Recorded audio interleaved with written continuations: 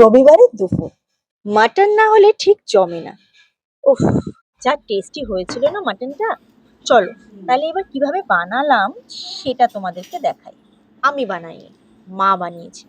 এখানে দেখো, রসুনগুলোকে গোটা গোটা রাখা হয়েছে, আদা পেস্ট করা হয়েছে, লঙ্কা নেওয়া হয়েছে। আমরা একটু ঝাল কম খাই তাই লঙ্কাটা কম নেওয়া হয়েছে। টমেটো কুচি করা ছিল, আর তার সাথে পেঁয়াজ।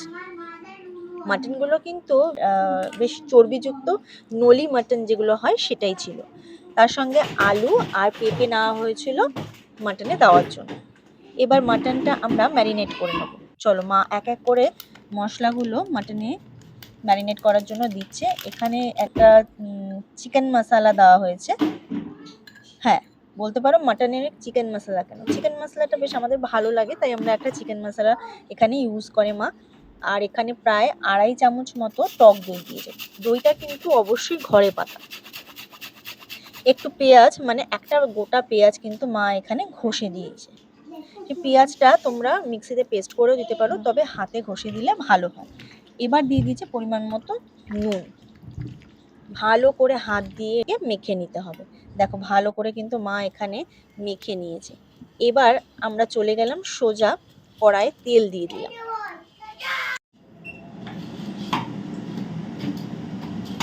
কি করছিস তুই? খেলছিস? ওহো। দিচ্ছে আলু আর পেঁপেটা মা একটুখানি তেলে ভেজে নিচ্ছে। তেলে ভাজা হয়ে গেলে তারপরে কিন্তু মাংসটা দিয়ে দেবে ফোড়ন দেওয়ার পরে। এই দেখো এখানে ভালো করে একটু লাল লাল করে আলুটা আর পেঁপেটা মা ভেজে নেবে। ভাজা হয়ে গেছে, এবার এগুলোকে তুলে নেওয়া হচ্ছে।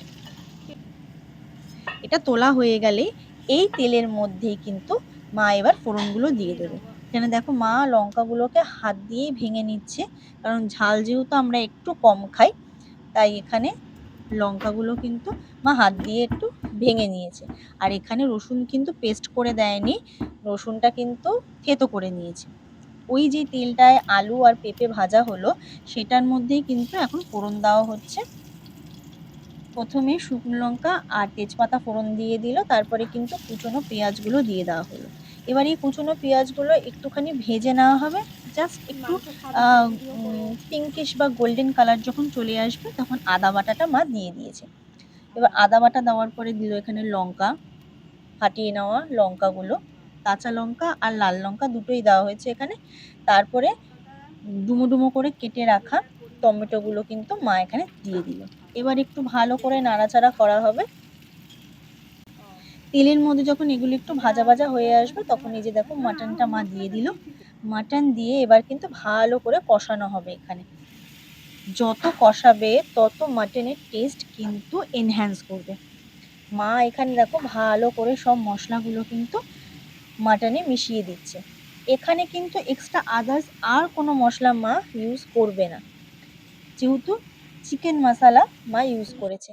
একটু মিষ্টি দিল, মানে একটু চিনি দিল, দিয়ে এবার ভালো করে, মানে একদম পরিমাণে একদম কম একটু চিনি দিয়ে দিতে হবে এখানে। দিয়ে এইবার যেই মশলাটা দিচ্ছে